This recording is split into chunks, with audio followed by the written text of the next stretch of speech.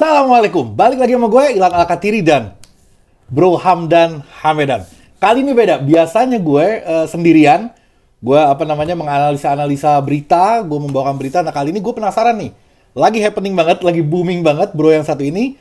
Jadi kita ngobrol-ngobrol langsung. Siap bro? Siap. Hamdan, ini siap. panggilnya bro atau pak atau? Yang nyaman aja. Yang nyaman aja, karena kita seumuran ternyata ya. Jadi bro Hamdan aja. Jadi ada beberapa pertanyaan di sini. Sebenarnya ada juga banyak pertanyaan dari teman-teman juga. Penasaran nih tentang diaspora, tentang proses naturalisasi dan lain-lain nih. Jadi kita coba ngobrol sedikit. Terus ya mudah-mudahan bisa mencerdaskan teman-teman yang Siap. mungkin pemahamannya belum maksimal. Oke, kita langsung aja nggak apa-apa ya? Siap. Jadi yang pertama nih, kebenaran udah nyiapin. Diaspora itu kan umum nih, kedengaran di mana-mana nama diaspora. Nah ini apa tuh diaspora itu? Apa tuh sebenarnya si diaspora itu? Jadi diaspora itu adalah kata yang berasal dari bahasa Yunani ya. Artinya tuh kalau dalam bahasa Inggris itu to disperse, to spread out, ataupun untuk menyebar keluar. Oke. Nah ini menjelaskan fenomena perpindahan penduduk dari satu tempat ataupun negara ke negara lain. Nah, diaspora yang kita maksud di sini adalah ada 3 kategori. Oke. Pertama adalah warga negara Indonesia yang sedang berada di luar negeri. Entah itu sedang kuliah, sedang kerja. Oke, ini nggak harus olahraga ya? Nggak harus olahraga. Gitu. Oke. Jadi bisa aja dia adalah seorang dosen yang sedang mengambil S3. Masuk ke situ juga? Masih ke situ. Oke. Dan juga yang ini masih warga negara Indonesia. Iya. Ada juga yang kedua itu adalah mantan warga negara Indonesia. Oh, yang udah pindah warga negara? Pindah warga negara karena satu dan lain hal. Iya, itu tergabung ke sini juga? Tergabung juga, disebut sebagai diaspora Indonesia. Dan yang ketiga adalah keturunan dari warga negara Indonesia dan atau mantan warga negara Indonesia di luar negeri. Oke. Nah, ini banyak kasus-kasusnya yang terjadi pada pemain sepak bola misalnya. Atlet-atlet. Contohnya kemarin kan Shane Patinama, Jordi, Sandy Walsh, dan lain sebagainya. Jadi memang banyak sekali penduduk Indonesia yang keluar dari Indonesia dengan alasan bermacam-macam, ya kan?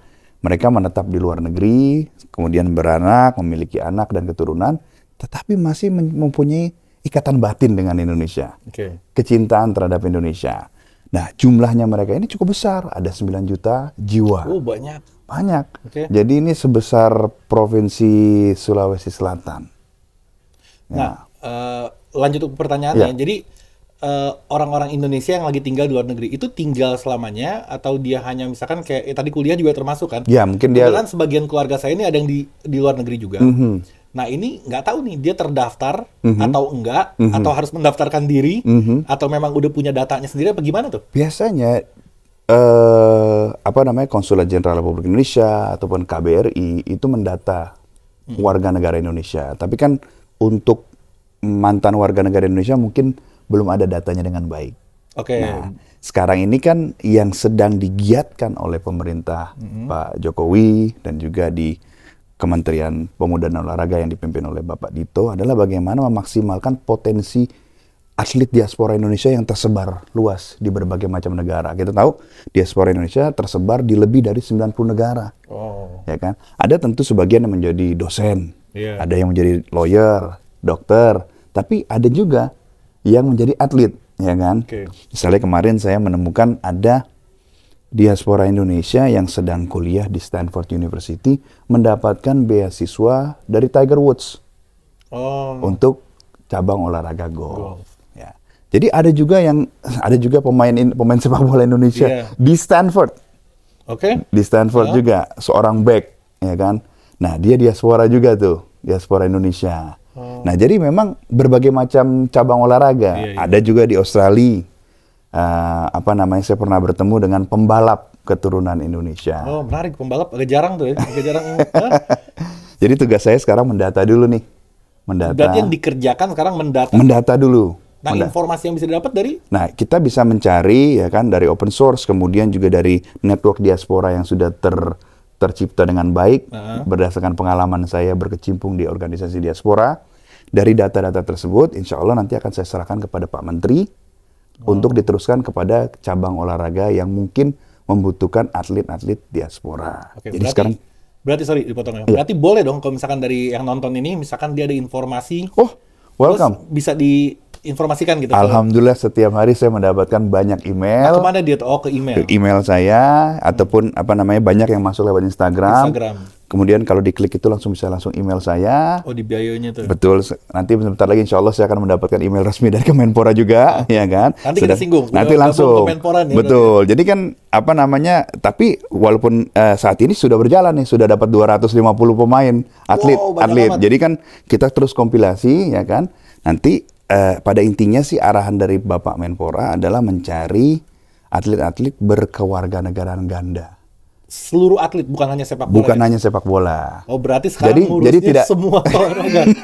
Bahkan membantu. Jadi pada intinya supaya intinya itu kalau dia itu berkewarganegaraan ganda terbatas, maka tidak perlu naturalisasi. Dia kalau misalnya cabur tertentu menginginkan melihat dia lebih dekat, ya kan, dia tinggal bisa dipanggil karena sudah ada paspor Indonesia. Benar. Jadi dia bisa kapanpun membela merah putih. Mantap, gitu. Ya. Pekerjaan yang berat dan ini tanpa tanda jasa jangan-jangan. Karena seluruh olahraga ternyata ya kan biasanya kan kita lihat kan berkecimpungnya di bola nih. Iya. Tiba-tiba sekarang ngurus untuk seluruh olahraga nih. Karena udah gabung ke Menpora sekarang. Betul. Nah itu tiba-tiba bisa di Menpora itu gimana ceritanya? Ya alhamdulillah mungkin Pak Menteri meng-approach saya dan meminta saya untuk membuat kompilasi data diaspora supaya mungkin dari beberapa nama-nama tersebut bisa membantu mengharumkan nama bangsa di kejuaraan-kejuaraan tertentu. Amin. Meningkatkan prestasi berbagai macam cabur olahraga. Oke, siap. Tanya berikutnya. Iya. Nah ini lagi diinterogasi, ini bukan podcast. Kursi panas nih. Jadi kayak ada beberapa pemain kan yang udah gabung ke timnas Indonesia, ada yang lagi diproses, ada yang masih di awang-awang juga nama, tapi udah banyak dari supporter bola gitu udah tahu nama-nama orang ini. Sekarang Cyrus nih. Oke. Nah ini kan beda case nih sama yang udah-udah nih. Iya. Apa tuh uniknya dari orang ini tuh? Jadi mungkin yang saya lihat pertama banyak kawan-kawan kita masih berpikir Cyrus itu naturalisasi ya. Iya. Nah, itu perlu saya sampaikan, Cyrus itu bukan naturalisasi. Bukan naturalisasi? Bukan. Karena Cyrus itu terminologi hukumnya yang tepat adalah Cyrus itu anak berkewarganegaraan ganda terbatas yang diberikan kesempatan oleh negara untuk memilih kewarganegaraannya. Jadi menggunakan pasal 3A PP nomor 21 tahun 2022, Cyrus ini sedang melakukan permohonan pewarganegaraan untuk mendapatkan pewarganegaraan Indonesia. Dia itu setelah itu akan disumpah dan mengembalikan paspor Amerika Serikatnya karena dia adalah anak berkewarganegaraan ganda terbatas. Jadi dia ada kewarganegaraan Indonesia dan ada kewarganegaraan Amerika Serikat. Nah, saat ini dengan terobosan hukum yang luar biasa dari Kemenkumham diberikan kesempatan nih untuk anak-anak ini. Dan ada 3.000 anak yang mengalami kasus seperti Cyrus. Oke, berarti kalaupun dia bukan pemain bola, berarti umum ngurus. Umum. Ini sama. Ada contoh lain nggak yang misalkan yang populer lah, yang kasusnya sama-sama kayak gini? Artis ibu kota mengalami. Siapa? Ada yang blasteran, tapi saya tidak bisa sampaikan. Oh, ada artis top berarti. Artis top. Jadi dia tidak bisa bikin paspor sekarang. Oke, berarti udah ada ya kasus ini. Berarti jangan kaget, jangan kaget gitu. Karena ini berarti dia orang Indonesia juga dong. Ya, Cyrus memang secara terminologi adalah anak berkewarganegaraan ganda terbatas. Jadi dia WNI. Nah, sekarang dia harus melepaskan salah satu kewarganegaraan dia yang lain. Jadi hanya satu punya kewarganegaraan satu, yaitu Indonesia. Wah, ini kalau sampai dia lakukan dahsyat luar biasa ini. Nah, itu memang keinginannya dia. Amerika, satu laginya apa dia? Satunya Amerika. Dia ngelepas Amerika untuk Indonesia? Iya. Ya salam, ini dahsyat luar biasa ini. Bagus nggak dia mainnya? Jadi mungkin begini juga ya, saya perlu jelaskan bahwa saya pertama kali ketemu Cyrus itu Mei 2022. Tidak sengaja bertemu dengan Cyrus pada saat saya menjemput Jordi Amat di bandara. Jadi bertemu dengan Cyrus, karena saya cuma tahu dari nama-namanya dari data saya aja, ya kan? Dia mengenalkan diri, dia bilang katanya, Oh, di data itu nggak ada dia? Ada di data saya ada. Jadi saya cuma tahu dari data aja gitu kan. Saya tandai dia gitu kan, potensial dan sebagainya. Tapi saya belum pernah bertemu langsung kecuali pada saat di bandara itu. Tidak sengaja juga. Lagi. Nah, kemudian beberapa hari kemudian dia menyampaikan kepada saya bahwa dia bertemu dengan salah satu pelatih kiper. Oh iya. Jadi ada pertemuan dan itu saya tidak tahu menau gitu. Oh, dia sadar pertemuan sendiri. Bagus atau jelek itu? Oh, saya tidak, maksudnya dia mengatakan kepada saya, kemarin saya bertemu dengan pelatih kiper dan saya ingin sekali sebetulnya membela timnas Indonesia. Berarti udah ada obrolan. Udah ada obrolan, tapi dia tidak masuk di list yang diminta Coach Sintayong terhadap saya. Oh. Gitu. Jadi saya tidak mengurusi dia. Saya mengurusi 3 nama itu, Jordi, Sandy, dan Shane. Yeah. Kemudian barulah saya ditugaskan juga untuk mengurusi Ivar juga, Rafael dan Justin. Nah, tapi dia tidak masuk dalam list. Jadi yang saya fokuskan pada saat itu Mei itu adalah Jordi, Sandy dan Shane. Iya. Ya. Nah, setelah itu di bulan Januari tahun 2023 ketika saya ikut dengan timnas ke Filipina, saya ingat sekali di salah satu latihan itu, setelah selesai latihan, salah satu pelatih kiper itu bertanya kepada saya, Cyrus itu punya paspor Indonesia kah? Karena kalau ada paspor Indonesia, mungkin saya tertarik untuk melihat dia lebih dekat. Okay. Nah, sempat juga berbicara, diterjemahkan dengan JJ ya, dengan Coach Shin, itu di bandara pada saat kita ngantri naruh barang nih, sempat ngobrol juga. Coach Shin bertanya, saya tidak akan mau melihat dia kecuali dia punya paspor Indonesia. Iya. Nah, setelah sampai di Indonesia, saya WA, Cyrus, kamu sebenarnya status kewarganegaraan seperti apa? Kamu tuh punya warga negara Indonesia atau tidak? Atau enggak? Gitu. Iya kan?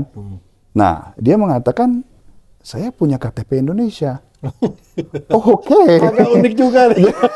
Terus saya tanya, oke kalau dia oke, nice gitu kan? Punya KTP Indonesia. KTP Indonesia. Kalau gitu, kalau soalnya kamu punya paspor ya mungkin tinggal selangkah lagi. Tinggal selangkah lagi kan?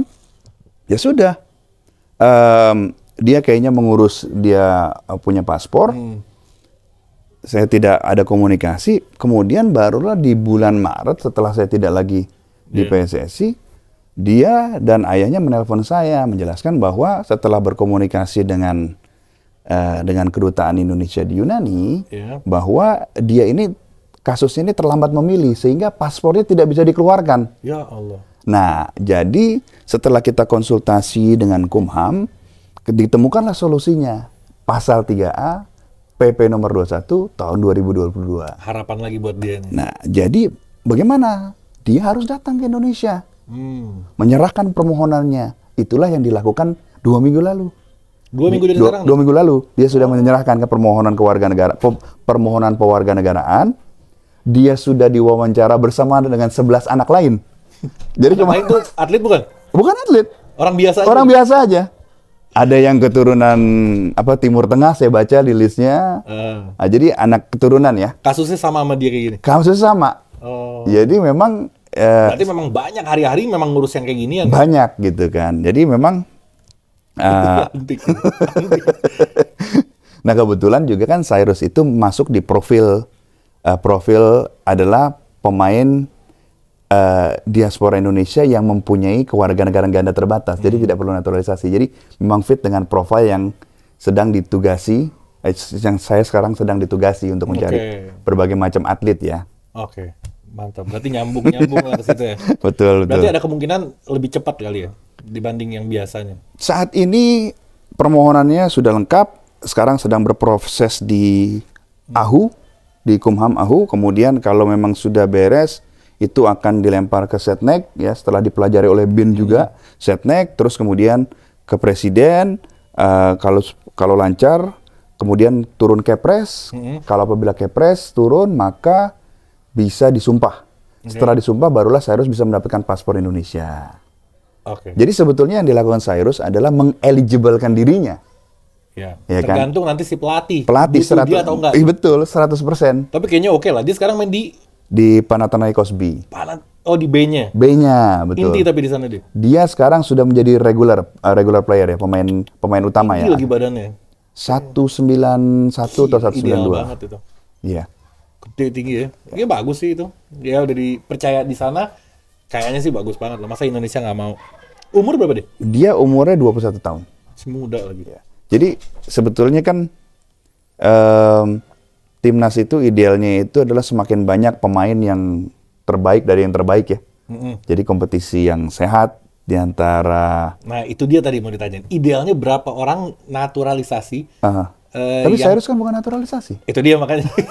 Soalnya orang kayak gini, lihat udah mukanya agak asing, disangkanya bukan orang Indonesia. Padahal itu sebenarnya orang Indonesia juga, cuma mukanya berbeda aja kan. Jadi ayahnya tinggal di Jaksel sini nih.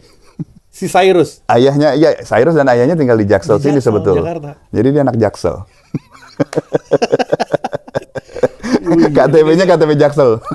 Indonesia banget. Jadi Indonesia. Karena banyak nih sebagian dari warga Indonesia sebenarnya kan dia mempunyai hak yang sama kan. Si pemain naturalisasi kah atau siapapun ini yang kalau dia ada keturunan Indonesia, dia juga kan orang Indonesia. Iya kan? Yeah. Nah, banyak orang lihat karena ngelihat mukanya agak asing. Jadi kayaknya itu orang asing yang di Indonesia-kan gitu. Nah, banyak lah dari beberapa, nggak perlu dijawab ini ya, dari beberapa supporter, fans fanatik sama pemain pun ada beberapa yang terganggu gitu dengan kehadiran orang yang dibilang asing, padahal ya dia orang Indonesia juga kan sebenarnya. Nggak usah dijawab, itu biar. Tapi saya ingin berkomentar. Padahal udah dikasih jangan komentar. Jadi gini, kita ada terminologi yang harus kita jelaskan agar kita semakin paham ya kita semua ya. Pertama, naturalisasi itu adalah proses perpindahan kewarganegaraan ya. Itu proses ya dari WNA ke WNI ya kan. Hasil dari naturalisasi adalah WNI. Dia menjadi warga negara Indonesia. Selesai. Nah, setelah dia menjadi warga negara Indonesia, itu berdasarkan undang-undang yang berlaku, dia bersamaan posisinya dalam hukum dan pemerintahan. Nah, jadi memang kalau memang seseorang yang lewat jalur naturalisasi, dia itu WNI. Dia WNI gitu. Jadi tidak bisa misalnya, karena dia naturalisasi dapat vaksinnya belakangan gitu kan. Nggak bisa juga gitu. Nggak ada keistimewaannya. Mungkin yang tidak bisa lakukan adalah menjadi Presiden Republik Indonesia. Itu limitation dalam undang-undang itu seperti itu. Emang iya? Harus lahir di Indonesia kan, harus. Oh gitu. Jadi so far limitationnya ada di sana gitu. Tapi saya rasa begini ya, tentu saya percaya sekali pembinaan itu yang paling penting, ya kan? Saya selalu menyebutkan kayak 4 sehat 5 sempurna, ya kan? Jadi pertama kita tahu bahwa kita mempunyai talenta-talenta yang melimpah ruah di Indonesia. Itu kan building block dari suatu kesebelasan ataupun kesuksesan suatu cabur ya. Lalu kemudian yang pertama itu apakah ada sifatnya kayak coaching, pelatih yang bisa melatih talenta-talenta tersebut. Akademi. Terus kemudian adakah fasilitas? Dia mau main di mana? Apakah hanya dia cuma bisa bermain di pinggir jalan, tidak ada fasilitas yang mendukung? Terus kemudian apakah dia ada klub yang bisa menaungi kan? Ya kan? Nah, di klub itu kan baru kan dia itu bisa berkompetisi secara proper. Klub itu kan tempatnya kompetisi kan. Nah, adakah kompetisi dari jenjang misalnya U9 sampai 18 ataupun U21, lalu ke kompetisi profesional, ya kan? Nah, baru kemudian yang 5 itu adalah adakah pemain keturunan yang bisa membantu kesuksesan dari sebuah tim nasional gitu kan, melengkapi gitu kan. Jadi sifatnya komplementari. Jadi tidak bisa kalau semuanya solusi naturalisasi. Nah, tapi itu kalaupun semua satu tim naturalisasi nggak senyalahi aturan juga dong. Tidak menyalahi aturan, tapi ini gitu, itu namanya kita not doing thing the right thing, karena seharusnya komposisi utama dari suatu kesebelasan adalah berdasarkan dari negara itu sendiri kan. Berarti self-producing kan, gitu. Self-producing kan, harus bisa. Berarti pembinaannya bisa dibilang gagal ketika timnas terlalu banyak naturalisasi. Betul. Nah, sekarang kan pertanyaannya idealnya itu berapa persen sih komposisinya kan? Nah, misalnya kita melihat Maroko itu termasuk contoh yang liberal ya. Jadi mereka itu kacau itu. Banyak juga bukan Maroko kan. Sekarang kayak bukan Vietnam, Thailand atau apa tuh yang Ada negara ASEAN juga tuh yang ngambil sekarang. Banyak ya. Kalau misalnya di Filipina itu karena dia punya Filipina. 2 kewarganegaraan, jadi ada balik bayan policy. Jadi orang yang keturunan Filipina datang ke Filipina dalam waktu 1 hari dia bisa dapatkan paspor Filipina. Oh, banyak banget sekarang kan? Betul. Oh, oke. Nah, itu kita lihat yang mana sih model yang kita mau tiru gitu kan. Misalnya apakah yang liberal begitu banyak ataupun ada yang lebih limited, misalnya komposisinya hanya 20% gitu kan ya. Ataupun 20 sampai 30%. Saya berikan contoh begini. Misalnya di U20 kemarin ya, di U20. Kan yang hendak dinaturalisasi itu 3 orang ya. Walaupun yang akhirnya yang jadi 2 ya. Jadi kan ada Ivar, Rafael, dan Justin. Nah itu kalau mereka ketiga-tiganya main jadi starting 11, itu kan persentasenya sekitar 27-28%. Itu ideal. Itu 3 kan, itu 3. Nah tapi kalau soalnya dia ternyata sekarang cuma 2, itu kan lebih kecil lagi kan.